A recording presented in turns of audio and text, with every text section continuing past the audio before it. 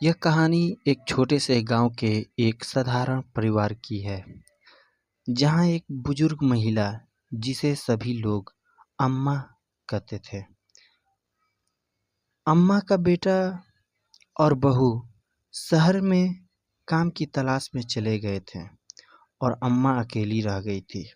अम्मा की एक छोटी सी दुकान थी, जहां वो रोजमर्रा की जरूरत की चीजें बेचती थी। गांव के बच्चे अक्सर उनके पास आते थे और अम्मा उन्हें मिठाई दिया करती थी।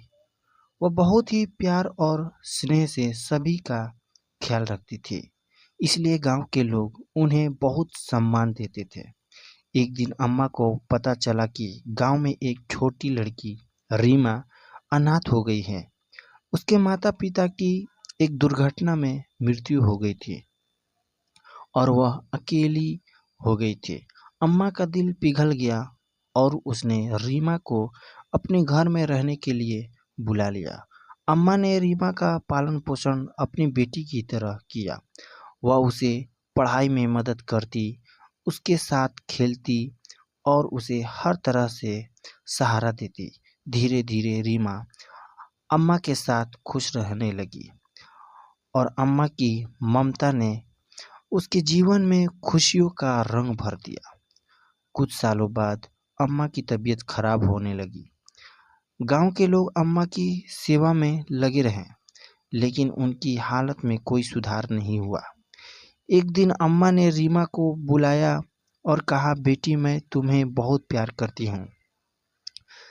तुम मेरे लिए भगवान का वरदान हो।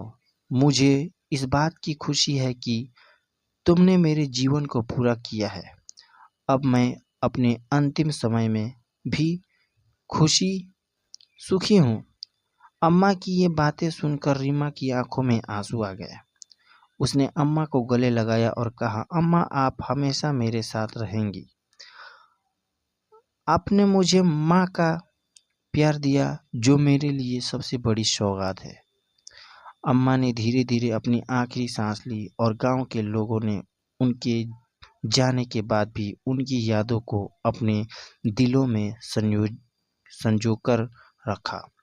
रीमा ने अम्मा के प्यार और सीखों को अपने जीवन में उतारा और वह गांव की सबसे प्यारी और आदरणीय महिला बन गई। यह कहानी हमें सिखाती है कि सच्चा प्यार और ममता इंसान के जीवन में कितनी गहरी छाप छोड़ सकती है और कैसे एक साधारण इंसान भी दूसरों के जीवन को बदल सकता है।